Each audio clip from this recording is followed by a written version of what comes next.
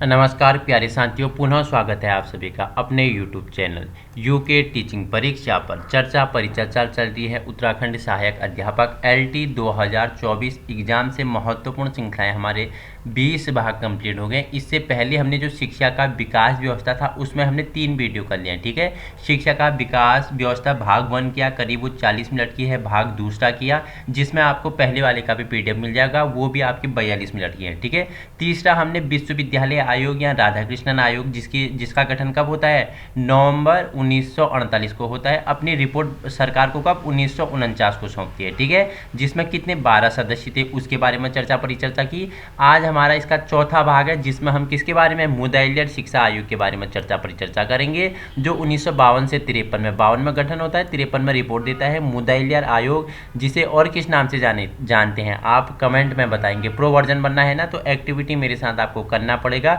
और वीडियो उन लोगों तक पहुंचाने की कोशिश करें जहां संसाधनों के अभाव है। वीडियो पसंद आए, आपके लिए कहीं ना कहीं हेल्पफुल हो रही है, तो वीडियो को लाइक शेयर सब्सक्राइब, अगर अच्छा लगे आपके लिए बेनिफिट हो रहा है तो कर सकते हो। बाकी PDF मैं नीचे डिस्क्रिप्शन में आपके लिए अटैच कर दूंगा, बिल्कुल निःशुल्क है, इससे बाहर पढ़ने की आपको ज़रूरत नहीं है। कम शब्दों में आपके लिए अधिक चीज़ पिरोहा है इसमें। ठीक है, तो भारत में स्वतंत्रता के बाद माध्यमिक शिक्षा की गुणवत्ता में सुधार के लिए 1952 से 53 में माध्यमिक शिक्षा आयोग का गठन किया गया। 1952 में क्या, माध्यमिक शिक्षा, जो मुदाइलियर आयोग है इसे ही माध्यमिक शिक्षा कहा जाता है। मुदाइलियर आयोग इसका नाम क्यों पड़ा, तो आपको बता दूं, कहाँ के, मद्रास विश्वविद्यालय के कुलपति थे, नाम उनका था डॉक्टर S लक्ष्मण स्वामी मुदाइलियर। ठीक है, इसके अध्यक्ष थे, तो उनके नाम पर इसका नाम क्या पड़ गया, मुदाइलियर आयोग पड़ गया, जिसे आप माध्यमिक शिक्षा आयोग भी कहते हैं। ठीक है, यह आयोग 6 अक्टूबर 1952 को स्थापित किया। पूरी डेट याद रखना, इसकी स्थापना कब हुई। जो मुदाइलियर आयोग है जिसे आप माध्यमिक शिक्षा आयोग के नाम से जान रहे हो आज, इसकी स्थापना 6 अक्टूबर 1952 को 1952 को की और इसने अपनी रिपोर्ट अगस्त 1953 को रिपोर्ट प्रस्तुत की। अपनी रिपोर्ट कब देता है, 1953 में देता है। जैसे राधाकृष्णन जिसे विश्वविद्यालय आयोग आपको बताया था कि 1948 में उसके क्या होता है, गठन होता है। ठीक है,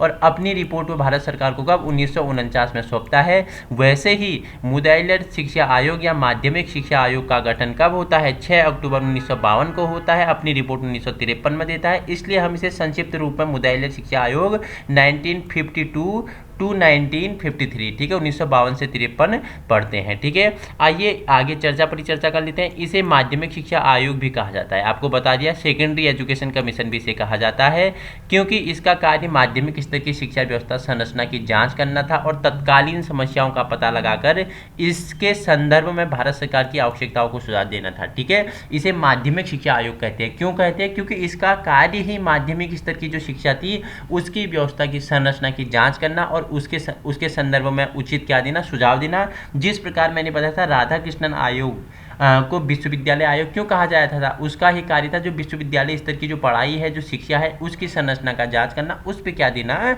उस पर सुझाव देना। चीज़ों को कनेक्ट करेंगे, दोनों को कनेक्ट कर रहा हूँ। ठीक है, पीछे वाला भी आपका रिवीजन हो रहा है, राधाकृष्णन या जिसे आपने क्या, जिसे पढ़ा विश्वविद्यालय आयोग, उसका भी हम रिवीजन साथ में करेंगे। चीज़ों को एक दूसरे से जोड़ के पढ़ोगे तो पढ़ना सीखना आपके लिए क्या हो जाएगा, आसान हो जाएगा। माध्यमिक शिक्षा आयोग सेकेंडरी एजुकेशन कमीशन क्यों कहा जाता है, क्योंकि माध्यमिक स्तर की शिक्षा का इसकी क्या था, उसकी व्यवस्था का संरचना का जांच करना और उसके तत्कालीन समस्याओं का पता लगा कर उसके संदर्भ में क्या करना, भारत सरकार को सुझाव देना। ठीक है, इस जांच का विषय क्या था, ठीक है, इस जांच का विषय क्या था जानते हैं। आयोग की नियुक्ति का मुख्य उद्देश्य देश में प्रचलित माध्यमिक शिक्षा प्रणाली की जांच करने के साथ साथ इसके पुनर्गठन और इसके सुधार के लिए सुझाव देना था। आयोग से निम्नलिखित विषयों पर सुझाव देने को कहा गया था। इस आयोग से क्या, निम्नलिखित विषयों पर सुझाव देने को कहा गया था, जिसमें पहला पॉइंट है आपके लिए माध्यमिक शिक्षा की समस्याओं का अध्ययन करना और उन्हें दूर करने के उपाय खोजना। ठीक है, जो माध्यमिक शिक्षा है इसमें क्या क्या समस्याएं हैं, ठीक है, उसका अध्ययन करेंगे और उनको दूर करने के लिए क्या क्या उचित उपाय हो सकते हैं, उन्हें खोजना। ठीक है, दूसरा पॉइंट है प्रणालियों का अध्ययन करना और उसमें सुधार के लिए सुझाव करना। ठीक है, जो माध्यमिक शिक्षा की जो क्या है प्रणालियां हैं, इनका अध्ययन करना और उसमें सुधार के लिए सुझाव देना, ये भी माध्यमिक स्तर पर। ठीक है, बात चल रही है माध्यमिक स्तर पर। ठीक है, विद्यार्थी अनुशासन की समीक्षा समीक्षा करना और उसमें सुधार के लिए सुझाव देना। जो विद्यार्थियों का अनुशासन है उनका क्या करना, समीक्षा करना और उसके लिए क्या करना, सुझाव देना। ठीक है, नेक्स्ट पॉइंट है आपके लिए माध्यमिक शिक्षकों के वेतन और सेवा शर्तों का अध्ययन करना और उनके लिए क्या, उनके लिए सुझाव के लिए उनके जो समस्याएं हैं उनके लिए इनका क्या था, मुख्य कारण इसका कार्य था कि सुझाव देना। जो क्या है, माध्यमिक शिक्षक है उनका वेतन हो गया, सेवा शर्तों का अध्ययन भी करेंगे और उनमें जो समस्याएं हैं उनका सुधार के लिए सुझाव देगी। ठीक है, नेक्स्ट पॉइंट है आपके लिए माध्यमिक शिक्षा के उद्देश्य पाठ्यक्रम शिक्षण स्तर का अध्ययन करना और उनमें सुधार हेतु सुझाव देना। आप देखो जो माध्यमिक स्तर की शिक्षा के क्या उद्देश्य होने चाहिए, ठीक है, कैसा उद्देश्य रखे गए हैं, क्या पाठ्यक्रम होना चाहिए माध्यमिक स्तर पर, ठीक है, शिक्षण की विधियां, शिक्षण स्तर कैसा होना चाहिए, इन सभी का अध्ययन करेगा और उनमें जो समस्याएं हैं, उनमें जो क्या छूट गए हैं समस्याएं, उनमें जो कार्य छूट गए हैं, किन चीज़ों पे उनमें सुधार किया जा सकता है जिससे एक छात्र, एक व्यक्ति का क्या हो सके, उचित शिक्षा प्राप्त कर सके, उसे उचित शिक्षा मिल सके, उसके लिए उसमें क्या करना, सुझाव देगा, जो गलतियां हैं, जो समस्याएं हैं उन्हें दूर करेगा। ठीक है, माध्यमिक शिक्षा के प्रशासन एवं संगठन का अध्ययन करना कि जो माध्यमिक शिक्षा है उसका प्रशासन और संगठन कैसा होना चाहिए। ठीक है, उसकी जो व्यवस्था है, छात्र की पाठ्यक्रम, परीक्षा या ठीक है अवकाश हो गए, कितने दिन कार्य होगा, इस सभी संगठन और प्रशासन का क्या करेगा ये आयोग, उनका अध्ययन करेगा। उसके बाद इसकी समस्याओं के लिए क्या करेगा, ये सुधार हेतु सुझाव देगा। ठीक है, तो इसके हमने क्या जाने, जो थीम थी, ठीक है, जांच के विषय थे, इतने विषयों पे इस पे बात की गई। और नेक्स्ट पॉइंट है आपके लिए 1953 के मुदाइलर आयोग की सिफारिशें और सुझाव। इन्होंने जो 1953 में अपनी रिपोर्ट दी, इसके सुझाव और सिफारिश क्या थे। ठीक है, डॉक्टर A.N. बसु को इस आयोग का सचिव नियुक्त किया गया। आपसे पूछ लेगा इसके अध्यक्ष तो कौन थे, डॉक्टर लक्ष्मी नारायण मुदाइलर थे, तत्कालीन मद्रास विश्वविद्यालय के कुलपति थे। ठीक है, देखो पूछ लेगा सचिव कौन था, इंपोर्टेंट होता तो पूछेगा कि मुदाइलर आयोग के जो सचिव कौन थे, उस समय आयोग के सचिव कौन थे, तो डॉक्टर A.N. बसु को इस आयोग का सचिव नियुक्त किया गया। इंपोर्टेंट है, स्टार लगा लेना है। और आयोग के कुछ सदस्य ऐसे भी थे जो देश के विभिन्न भागों में भ्रमण करते थे और कुछ सदस्य ऐसे थे जो देश के विभिन्न भागों में क्या करेंगे, भ्रमण करेंगे और विभिन्न राज्य सरकारों के आयोग का पूरा समर्थन दिया। ठीक है, कि स्कूलों में, विद्यालयों में, माध्यमिक स्तर के क्षेत्रों में अध्ययन करेंगे, भ्रमण करके अध्ययन करेंगे, क्या उनमें समस्याएं हैं, उनके लिए ये क्या करेगी, सुझाव देगी। आयोग ने माध्यमिक शिक्षा की देश में समस्याओं का अध्ययन किया और फिर 29 अगस्त 1953 को अपनी रिपोर्ट प्रस्तुत की। उस रिपोर्ट में निम्नलिखित बातें की गई थी। ठीक है, गठन होता है अक्टूबर, कब होता है, अक्टूबर, 6 अक्टूबर, कितना बताया था मैंने आपको, बताओ फटाफट मुझे, कितना अक्टूबर बताया था, तो 6 अक्टूबर बताया था, 6 अक्टूबर ही मैंने आपको बताया था, 6 अक्टूबर 1952 में इसका गठन होता है। 29 अगस्त, याद रखना दोनों डेट इंपोर्टेंट है, रिपोर्ट कब प्रस्तुत करता है, 29 अगस्त 1953 को अपनी रिपोर्ट ये प्रस्तुत करता है। कैसे करता है, देखो सचिव कौन थे, A.N. बसु को आयोग का सचिव नियुक्त किया गया था। ठीक है, और कुछ ऐसे सदस्य भी थे जो देश विदेश राज्य क्षेत्र में जाके क्या कर रहे थे, भ्रमण कर रहे थे और माध्यमिक शिक्षा में जो क्या है समस्याएं हैं उनके सुधार के लिए इन्होंने क्या किया, उसके बारे में इन्होंने क्या किया, पता लगाया और अपनी रिपोर्ट में उन सभी बातों के बारे में इन्होंने चर्चा की। आगे हमने देखो मुदाइलर शिक्षा आयोग 1952-53 गठन के बारे में एक छोटा सा बेस तैयार कर लिया। ठीक है, अब मुदाइलर शिक्षा आयोग के विषय या जांच के विषय हमने जान लिया। 1953 के जो मुदाइलर आयोग की सिफारिशें और सुझाव थी, इनके बारे में परिचर्चा कर लेते हैं। ठीक है, देखो माध्यमिक शिक्षा के दोष क्या थे उस समय। ठीक है, दोष क्या थे, तो संकीर्ण और एक तरफा पाठ्यक्रम। कैसा था माध्यमिक स्तर पे, संकीर्ण, ठीक है, संकीर्ण, नैरो और एंड एक तरफा पाठ्यक्रम था। ठीक है, और जीवन से अलग था वो। ठीक है, जीवन से भी पाठ्यक्रम का कोई संबंध नहीं है। देखो शिक्षा का अगर जीवन से कोई संबंध नहीं है तो वो शिक्षा का कोई महत्व है ही नहीं। तो शिक्षा को किससे, जीवन से जोड़ना है। ठीक है, जो आपका क्या है, जीवन है, जो जीवन चल रहा है, आपको किस प्रकार की शिक्षा दी जानी चाहिए, आपका कैसा पाठ्यक्रम होना चाहिए, तो जीवन से अलग था। माध्यमिक शिक्षा क्या था, जीवन से अलग था, लेकिन इसे जीवन से जोड़ना था। ठीक है, इसके दोष हैं ये, शिक्षण के दोषपूर्ण शिक्षण विधियाँ। अब देखो शिक्षण के शिक्षक के जो पढ़ाने की विधियाँ थी, शिक्षण की जो विधियाँ थी वो क्या थी, दोषपूर्ण थी। अंग्रेजी शिक्षा का माध्यम, अब देखो भारत, आपको पता है कि भारत की भाषा ही क्या है, हिंदी है। ठीक है, मातृभाषा में अगर जहाँ शिक्षा दी जानी चाहिए वहीं अंग्रेजी शिक्षा का माध्यम इसमें रख दिया गया। ठीक है, तो जहाँ व्यक्ति छात्र के लिए सीखना क्या हो गया, कठिन हो गया। ठीक है, कहीं ना कहीं दोषपूर्ण थी। ठीक है, परीक्षा की दोषपूर्ण प्रणाली, अब बच्चों के लिए जो परीक्षा करवाई जाएगी उसकी भी जो प्रणाली थी वो क्या थी, दोषपूर्ण थी। ठीक है, भीड़ भाड़ वाली कक्षाएं, अब देखो एक कक्षा में एक टीचर पढ़ा रहा है। ठीक है, एक टीचर है, बड़ी कक्षा है, इसमें आपके लिए कितना 100 छात्र रख देंगे तो ये दोषपूर्ण है, क्योंकि सभी शिक्षक का भी सभी छात्रों पर ध्यान नहीं जाएगा। कहीं ना कहीं डिस्टर्ब होगा, या शिक्षक की आवाज़ सारे रूम तक नहीं पहुंचेगी, सबसे पीछे बैठे बालक हुआ यहाँ बैठे हुए बालक तक उसकी आवाज़ जाना क्या हो जाएगा, नामुमकिन हो जाएगा। तो भीड़ भाली वाली कक्षाएं थी, ठीक है। और अनुशासन का इसमें क्या था, अभाव था। ये क्या थे, इसके साथ इसके मैंने आपको क्या बताए हैं, स्क्रीनशॉट ले लेना, नहीं तो मैं पीडीएफ भी लगा दूंगा। ये इसके क्या थे, दोस्त थे, ठीक है। अब इस शिक्षा के उद्देश्य क्या थे, तो लोकतांत्रिक नागरिक का विकास, ठीक है, लोकतांत्रिक नागरिक का विकास करना, व्यावसायिक दक्षता में सुधार करना, ठीक है, और व्यक्तित्व का विकास करना, नेतृत्व का विकास करना, ठीक है। जो छात्र को कैसी शिक्षा दी जाएगी, ऐसी शिक्षा दी जाए जिससे उसके लोकतांत्रिक नागरिक का विकास हो के समाज के सामने वो क्या हो सके, एक कुशल नागरिक के सामने उभर सके, अपने देश में को नागरिक की अच्छी भूमिका निभा सके, लोकतांत्रिक नागरिकता का उसमें क्या हो सके, विकास हो सके, उसमें स्वतंत्रता, समानता, ठीक है, उसमें बंधुत्व, सभी की भावना उसमें क्या होनी चाहिए, ऐसी शिक्षा का उसमें विकास करना है। उसे शिक्षा के साथ साथ व्यावसायिक दक्षता में भी क्या करना है, सुधार करना है, और उसका एक अच्छा व्यक्तित्व हो ऐसा उसका निर्माण करना है, और उसमें लीडरशिप, नेतृत्वता की क्या हो, भावना हो, ऐसी शिक्षा के हमारे क्या होने चाहिए, उद्देश्य होने चाहिए, ठीक है। तीसरा पॉइंट आपके लिए इंपॉर्टेंट है कि माध्यमिक शिक्षा का संगठन कैसा होना चाहिए। पहले भी मैंने बताया कि अब देखो इनने संगठन की जो माध्यमिक शिक्षा है उसका प्रशासन और संगठन कैसा होना चाहिए। इन्होंने कहा कि माध्यमिक शिक्षा की अवधि 7 वर्ष की होनी चाहिए। कितनी, 7 वर्ष की अवधि बताएगी, ठीक लेगा, आपसे पूछ लेगा कि माध्यमिक शिक्षा ने अपने रिपोर्ट में माध्यमिक शिक्षा की अवधि कितनी वर्ष बताई, तो 7 वर्ष होनी चाहिए, ऐसा कहा है। यह शिक्षा 11 से 17 वर्ष की उम्र के विद्यार्थियों के लिए होनी चाहिए। कितने, 11 वर्ष से 17 वर्ष के विद्यार्थियों के लिए होनी चाहिए माध्यमिक शिक्षा। यह 2 भागों में विभाजित हो, 3 आपका जूनियर माध्यमिक और 4 आपका उच्च माध्यमिक, ठीक है। जो माध्यमिक शिक्षा है इसे 2 भागों में विभाजित किया गया।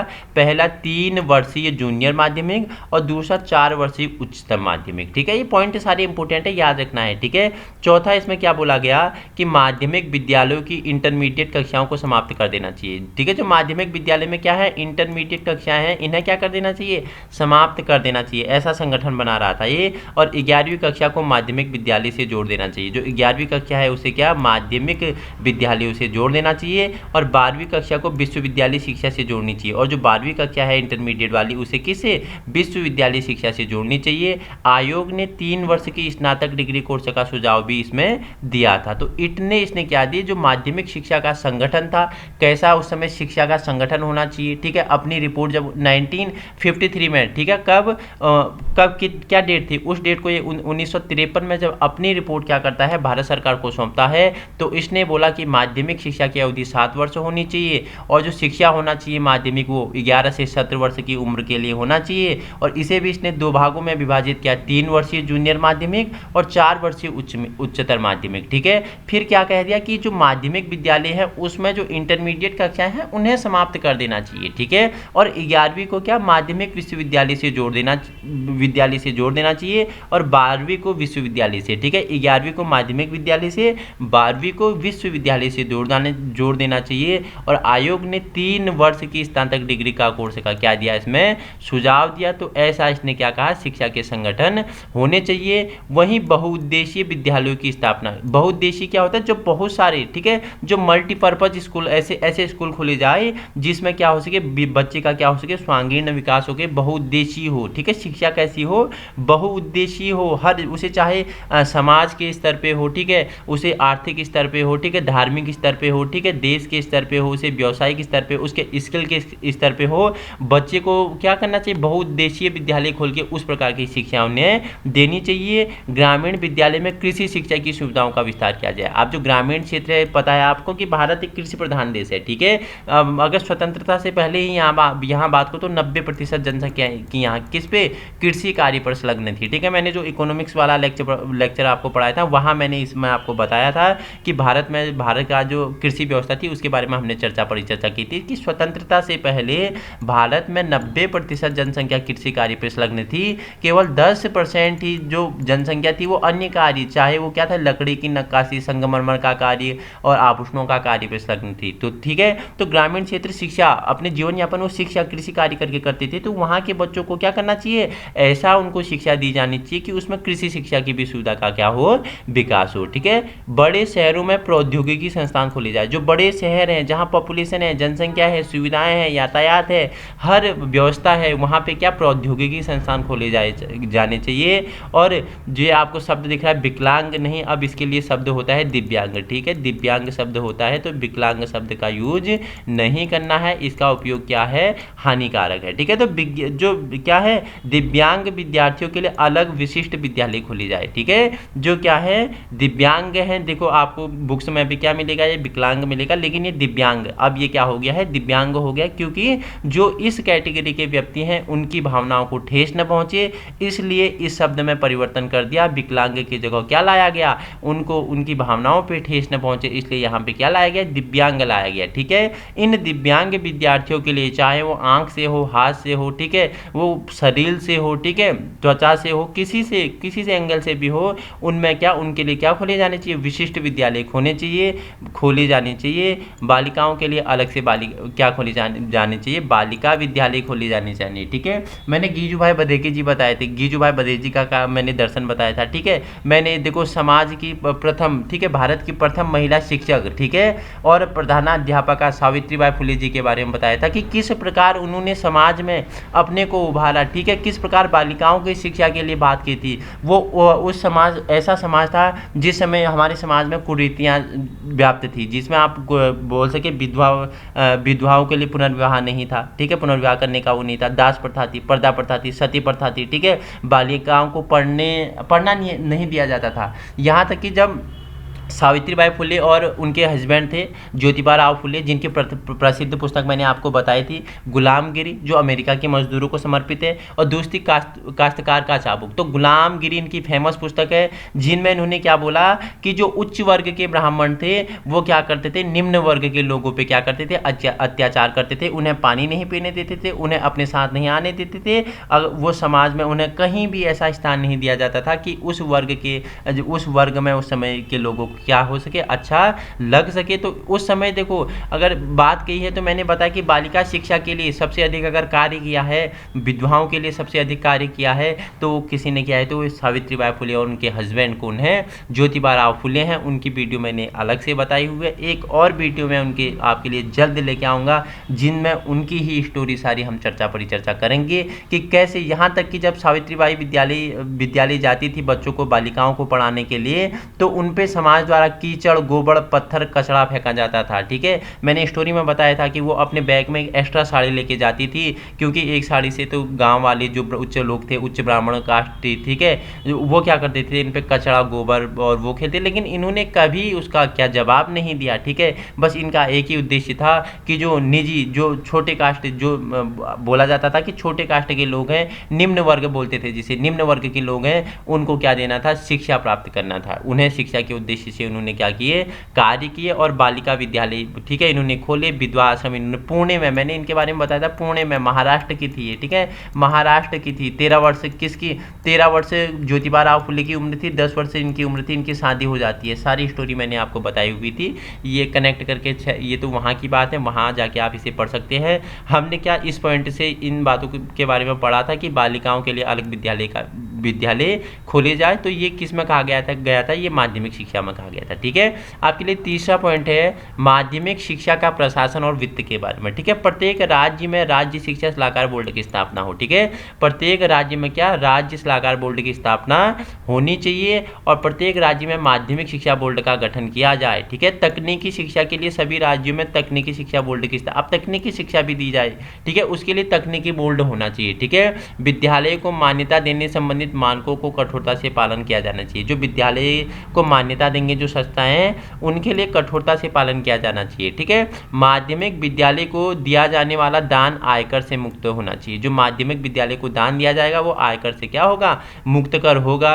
विद्यालय के निरीक्षण के लिए उचित संख्या में निरीक्षणकर्ता की नियुक्ति की जाए। ठीक है, विद्यालय के निरीक्षण करने के लिए उचित संख्या में निरीक्षणकर्ता की क्या की जाए, नियुक्ति की जाए। विद्यालयों का निरीक्षण उचित समय अंतराल के दौरान प्रदान किया जाए। ठीक है, जो विद्यालयों का निरीक्षण है वो उचित, उसका क्या होना चाहिए, एक समय अंतराल होना चाहिए, उचित समय अंतराल होना चाहिए जिसमें विद्यालय का क्या होना चाहिए, निरीक्षण होना चाहिए। ठीक है, नेक्स्ट पॉइंट है आपके स्टडी ऑफ लैंग्वेज, भाषाओं का अध्ययन। ठीक है, तो इन्होंने बोला कि हिंदी को विद्यालय स्तर पर अनिवार्य विषय के रूप में पढ़ाया जाना चाहिए। ठीक है, जो हिंदी हमारी मातृभाषा है उसे विद्यालय पर क्या करना चाहिए, अनिवार्य रूप से पढ़ाया जाना चाहिए, क्योंकि हिंदी जो मातृभाषा अपनी जो माँ के मुख से सीखी जाती है। ठीक है, बच्चे का प्रथम पाठशाला है उसकी माँ होती है। ठीक है, वो मम्मी से ही क्या सीखता है, भाषा निर्माण उसमें होती है। तो जो बालक घर से लेके आ रहा है, जो भाषा उसकी घर की भाषा है, चाहे वो अंग्रेजी क्षेत्र का हो, तमिल क्षेत्र का हो, ठीक है, और उड़िया क्षेत्र का हो, हिंदी क्षेत्र का हो, कोई भी क्षेत्र का हो, तो उसे उसी क्षेत्र में क्या कर देनी चाहिए, शिक्षा दी जानी चाहिए। ठीक है, अंग्रेजी को माध्यमिक शिक्षा पर अनिवार्य विषय के रूप में पढ़ाया जाना चाहिए। अंग्रेजी को माध्यमिक स्तर पर क्या अनिवार्य रूप के विषय के रूप में पढ़ाना जाना चाहिए। और माध्यमिक विद्यालय में पाठ्यक्रम संस्कृत को स्थान भी दिया गया। माध्यमिक शिक्षा में क्या पाठ्यक्रम संस्कृत को भी क्या दिया गया, इसमें स्थान दिया गया। और माध्यमिक स्तर पर संस्कृत के अध्ययन को प्रोत्साहित भी किया गया। और माध्यमिक क्या किया गया, माध्यमिक स्तर पर संस्कृत अध्ययन के लिए भी से प्रोत्साहित किया गया। 3 लैंग्वेज फार्मूला की बात कोठारी कमीशन में की गई थी और इसमें 2 लैंग्वेज फार्मूला की बात की गई थी। देखो, जो माध्यमिक शिक्षा आयोग है इसमें 2 लैंग्वेज, ठीक है, 2 लैंग्वेज फार्मूला की बात की थी। और जो त्रिसूत्रीय भाषा फार्मूला है उसकी बात की इसमें कोठारी कमीशन में की गई थी। वहां हम इसके बारे में परिचर्चा करने वाले हैं। ठीक है, अब देखो ना text book of secondary level, ठीक है, माध्यमिक स्तर की पाठ्य पुस्तकें कैसी होनी चाहिए। तो इन्होंने बोला कि प्रत्येक राज्य में एक पाठ्य पुस्तक समिति का गठन किया जाए। प्रत्येक राज्य में क्या, एक पाठ्य पुस्तक समिति का गठन किया जाए। पुस्तकों में चित्र बनाने की कला में प्रशिक्षण के लिए संस्था का निर्माण किया जाए। जैसे आप देख रहे हो कुछ क्लास 6, 7, 8 एनसीईआरटी में कितने प्यारे प्यारे चित्र बनाए गए हैं कि बच्चे अधिक आकर्षित होकर क्या करें, उन पर इंटरेस्ट ले। तो पुस्तकों में चित्र बनाने के लिए एक प्रशिक्षण क्या बोला कि संस्था का भी निर्माण कराया जाए। और पाठ्य पुस्तकों में शीघ्र परिवर्तन करने की प्रथा समाप्त कर दिया जाए। पाठ्य पुस्तकों में शीघ्र, अब एक साल में आप पाठ्य पुस्तकों में परिवर्तन कर दोगे ये तो क्या हो जाएगा, कहीं ना कहीं अनुचित है। तो शीघ्र जो परिवर्तन हो रहा है उसे क्या करना चाहिए, समाप्त होना चाहिए। हाँ, समय के अनुसार पाठ्य पुस्तकों में क्या होना चाहिए, परिवर्तन अवश्य होना चाहिए। स्वाध्याय विधि को प्रमुखता दी जानी चाहिए। ठीक है, इन्होंने जो टीचिंग मेथड बताए, ठीक है, शिक्षण विधियों में क्या बताया, इन्होंने बोला कि प्रथम क्या है, स्वाध्याय विधि में क्या देनी चाहिए कि बच्चे स्वाध्याय करें, सेल्फ स्टडी। ठीक है, सेल्फ स्टडी अपने बारे में, दूसरे के ना अपने स्वाध्याय, अपने व्यक्तित्व के बारे में जाने। स्वाध्याय विधि को क्या दी इन्होंने, प्रमुखता दी। प्रायोगिक विषयों का प्रयोग विधि द्वारा पढ़ाया जाए। ठीक है, जो प्रायोगिक विषय हैं उनको किसके, विधि द्वारा पढ़ाया जाए। अधिगम की क्रिया विधि और परियोजना विधि को महत्वपूर्ण स्थान दिया जाए। विषय को सहायक सामग्रियों के द्वारा उचित उदाहरण द्वारा समझाया जाए। विद्यार्थियों को समूह में कार्य करने से अधिक अवसर मिले। ठीक है, बच्चों को ग्रुप में कार्य करने के लिए क्या मिले, अधिक से अधिक क्या मिले, अवसर मिले, क्योंकि बच्चा क्या है, ग्रुप में अपने साथियों के साथ अधिक से अधिक सीखेगा। ठीक है, अब इन्होंने क्या बोला कि करिकुलम ऑफ सेकेंडरी एजुकेशन, ठीक है, कि माध्यमिक शिक्षा का पाठ्यक्रम कैसा होना चाहिए। ठीक है, करिकुलम ऑफ सेकेंडरी एजुकेशन, तो इन्होंने बोला कि पाठ्यचर्या का निर्माण स्थानीय आवश्यकताओं को ध्यान में रखकर किया जाना चाहिए। जो पाठ्यचर्या है, जो करिकुलम है, उसका निर्माण स्थानीय आवश्यकताओं को ध्यान में रखना चाहिए। इसमें विविधता एवं लचीलापन होना चाहिए। इस जो पाठ्यक्रम है इसमें क्या हो, विविधता हो, ठीक है, और इसमें लचीलापन हो। ठीक है, जिसे आप परिवर्तित कर सके। यह विद्यार्थियों की रुचि और आवश्यकता के अनुरूप होनी चाहिए। जो पाठ्यक्रम है, करिकुलम है, बच्चे की रुचि और आवश्यकता के अनुसार होनी चाहिए। इसके विषयों में एक दूसरे के एवं जीवन के प्रत्यक्ष संबंध होने चाहिए। ठीक है, इसके विषयों में एक दूसरे एवं जीवन के प्रत्यक्ष संबंध होना चाहिए, ऐसा पाठ्यक्रम बनाना है। माध्यमिक शिक्षा के पाठ्यक्रम को 2 वर्गों में बांटा गया, जूनियर माध्यमिक और हायर सेकेंडरी। इसे 2 भागों में बांटा गया, जूनियर माध्यमिक और हायर सेकेंडरी। जूनियर माध्यमिक में भाषा, सामाजिक अध्ययन, सामान्य विज्ञान, गणित, कला तथा संगीत, शिल्प और शारीरिक शिक्षा प्रदान की जाए। ठीक है, क्या बोला, जो जूनियर माध्यमिक है उसमें सामाजिक अध्ययन, सामान्य विज्ञान, गणित, कला, संगीत, शिल्प, शारीरिक शिक्षा प्रदान की जाए। और जो सेकेंडरी है उसे भी 2 भागों में बांटा गया, एक मूल विषय, एक वैकल्पिक विषय। ठीक है, मूल विषय में 2 भाषाएं होनी चाहिए। ठीक है, और फिर उसमें अदर क्या होना चाहिए, उसमें सामाजिक अध्ययन और आरंभिक 2 वर्ष में क्या होना चाहिए, सामाजिक अध्ययन होना चाहिए। चाहिए, और आरंभिक 2 वर्ष में क्या होना चाहिए, गणित होना चाहिए, और आरंभिक 2 वर्ष में क्या होना चाहिए, आरंभिक 2 वर्ष में सामान्य विज्ञान होना चाहिए, जनरल साइंस होना चाहिए, और कोई एक शिल्प होना चाहिए, ठीक है, एनी वन क्राफ्ट होना चाहिए, ठीक है। जो इन्होंने दूसरा बताया एनी वन में उन्होंने बताया कि उनमें के मानकी विज्ञान, तकनीकी, वाणिज्य, कृषि, ललित कला या गृह विज्ञान क्या होनी चाहिए, शामिल होनी चाहिए, ठीक है। हायर सेकेंडरी को भी 2 उसमें बांटा गया, मूल विषय और वैकल्पिक विषय, ठीक है, तो इंपॉर्टेंट है। अब देखो इन्होंने बोला कि सेकेंडरी टीचर से कैसा होना चाहिए, माध्यमिक शिक्षा में शिक्षक कैसा होना चाहिए, शिक्षक के बारे में परिचर्चा कर लेते हैं, ठीक है। शिक्षकों को बच्चों को माध्यमिक स्तर की शिक्षा निःशुल्क प्रदान की जानी चाहिए, बच्चों को क्या माध्यमिक स्तर की शिक्षा निःशुल्क प्रदान की जानी चाहिए। महंगाई के आधार पर शिक्षकों के वेतन में वृद्धि की जानी चाहिए, महंगाई अगर जिस हिसाब समाज में परिवर्तन होगा, महंगाई बढ़ेगी, उसमें शिक्षकों के वेतन में भी क्या कर देनी चाहिए, वृद्धि की जानी चाहिए, जिससे उनका क्या हो, कोई भी शिक्षकों का उत्पीड़न न हो कि महंगाई में उनकी सैलरी कम है तो उससे उनमें हीन भावना ना आए, इसलिए उन्हें महंगाई के अनुसार उनका जो वेतनाम है उनमें भी वृद्धि कर देनी चाहिए। शिक्षकों को ट्यूशन पढ़ाने की अनुमति नहीं दी जानी चाहिए, ठीक है। जो गवर्नमेंट टीचर है, ठीक है, जो गवर्नमेंट टीचर है उसमें क्या उसे ट्यूशन पढ़ाने की क्या इजाज़त नहीं दी जानी चाहिए, ठीक है। शिक्षकों मुफ्त चिकित्सक सुविधा प्रदान की जानी चाहिए, शिक्षकों क्या फ्री चिकित्सा, ठीक है, मुफ्त चिकित्सक की सुविधा प्रदान की जानी चाहिए, ठीक है। समान योग्यता एवं समान कार्य करने वाले शिक्षकों को एक समान वेतन दिया जाना चाहिए, ठीक है। जो समान योग्यता वाले टीचर हैं, समान कार्य कर रहे हैं, तो उन्हें एक ही समान क्या करना है, वेतन देना है, उनके वेतन में क्या अधिक और कम नहीं करना है, जिसमें उनमें क्या है, टीचरों में हीन भावना उत्पन्न हो, ठीक है। नेक्स्ट इन्होंने क्या बोला, एग्जामिनेशन सिस्टम क्या बताया, जो परीक्षा प्रणाली है उस पर इन्होंने क्या अपनी राय दी कि बाहरी परीक्षाओं को क्या संख्या में कमी की जानी चाहिए, जो बाहरी परीक्षाओं की संख्याओं में क्या कर देनी चाहिए, नहीं कमी कर देनी चाहिए। माध्यमिक शिक्षा के समाप्त होने के पश्चात केवल एक सार्वजनिक परीक्षा होनी चाहिए, माध्यमिक शिक्षा के समाप्त होने के बाद केवल एक ही सार्वजनिक परीक्षा होनी चाहिए। परीक्षाओं को निबंधात्मक न बनाकर वस्तुनिष्ठ बनाना चाहिए, जो परीक्षा है वो कैसे होना चाहिए, निबंध रूप में नहीं होने चाहिए, उनमें क्या वस्तुनिष्ठ होने चाहिए, ठीक है। मूल्यांकन का परिणाम अंकों में न होकर ग्रेड पर होना चाहिए। अब कैसा, जो बच्चों का परीक्षा के अनुसार आप मूल्यांकन करोगे उसका परिणाम अंकों में नहीं आप अंक रख देंगे, ठीक है। एक के आए 81, एक के आए 70, एक के आए 50, एक छात्र के आए 40, तो इनमें अंकों के लेके कहीं ना कहीं मतभेद हो सकता है, ठीक है। छात्रों में क्या हीन भावना भी उत्पन्न हो सकती है, तो इसकी जगह उन्होंने क्या बोला कि अंक नहीं होंगे, 81 वाले को ए ग्रेड दिया जाएगा, ठीक है, और जो 76 वाला है उसे बी ग्रेड दिया जाएगा, और जो 50 वाला है उसे सी, और जो 41 वाला है उसे डी, ऐसे ग्रेडों में इन्हें क्या करना है, विभाजित करना है, A grade, B grade, C grade, ठीक है। तो मूल्यांकन का परिणाम अंकों में नहीं ग्रेड में होना चाहिए, ठीक है। आप देखो गाइडलाइंस एंड क्या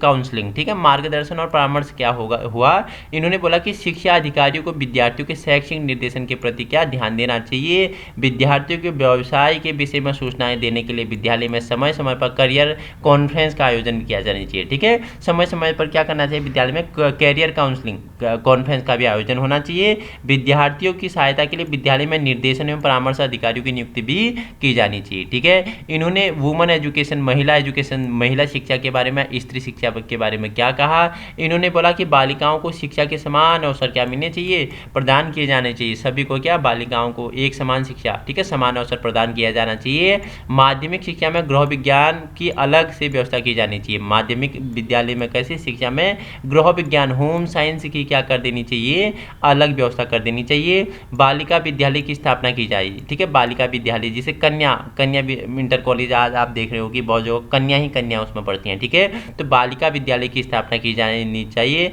और सह शिक्षा की व्यवस्था की जानी चाहिए, ठीक है, सबके कोऑपरेशन एजुकेशन, ठीक है, को एजुकेशन, ठीक है, इसका क्या करना चाहिए, should also be arranged in तो कोऑपरेशन, ठीक है, सह शिक्षा की भी व्यवस्था की जानी चाहिए। अब देखो उन्होंने धार्मिक और नैतिक शिक्षा पे क्या रिपोर्ट दी कि धार्मिक शिक्षा विद्यालय में दी जानी चाहिए, धार्मिक शिक्षा भी विद्यालय में दी जानी चाहिए। यह विद्यालयों में शिक्षण के समय से पहले का समय के बाद दी जानी चाहिए, शिक्षण से पहले और समय के बाद दी जानी चाहिए। इसको ग्रहण करने के लिए किसी विद्यार्थी को विवश नहीं किया जाना चाहिए। देखो सभी का अपना अपना धर्म है, ठीक है, किसी के धर्म का भी अपमान नहीं करना है, सर्वधर्म सम्मान, और किसी विद्यार्थी को इसके लिए क्या विवश नहीं करना है, ठीक है। यह विद्यार्थियों को उनके अभिभावकों की अनुमति प्राप्त करने के बाद ही दी जानी चाहिए, ठीक है। धार्मिक शिक्षा दोगे तो विद्यार्थियों के अभिभावकों से अनुमति प्राप्त करने के बाद ही उन्हें धार्मिक शिक्षा दी जाएगी।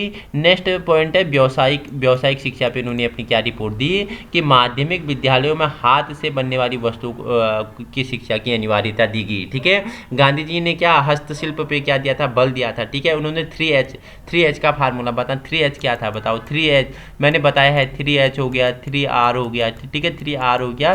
पहले इन सभी के बारे में चर्चा परिचर्चा की है। मुझे 3H का और 3R का अर्थ आप मुझे कमेंट में बताएंगे। प्रो वर्जन बनना है तो एक्टिविटी करना पड़ेगा। ठीक है, तो माध्यमिक विद्यालयों में हाथ से बनने वाली वस्तुओं का क्या शिक्षा ऐसी अनिवार्यता से दी जानी चाहिए। माध्यमिक विद्यालयों को बहुउद्देशीय स्कूलों में परिवर्तित किया जाए। बड़े शहरों में पॉलिटेक्निक विद्यालयों की स्थापना की जाए और ग्रामीण विद्यालयों में कृषि शिक्षा पर विस्तार किया जाए। ठीक है, ग्रामीण में क्या, ग्रामीण क्षेत्र में कृषि और शहरों में कैसे पॉलिटेक्निक शिक्षा की स्थापना की जाए। ठीक है, बच्चों का शारीरिक स्वास्थ्य पे इन्होंने क्या बोला, सभी राज्यों में विद्यालय स्वास्थ्य सेवा योजना को भी लागू किया जाना चाहिए। विद्यालय में क्या, स्वास्थ्य सेवा योजना को भी लागू किया जाना चाहिए।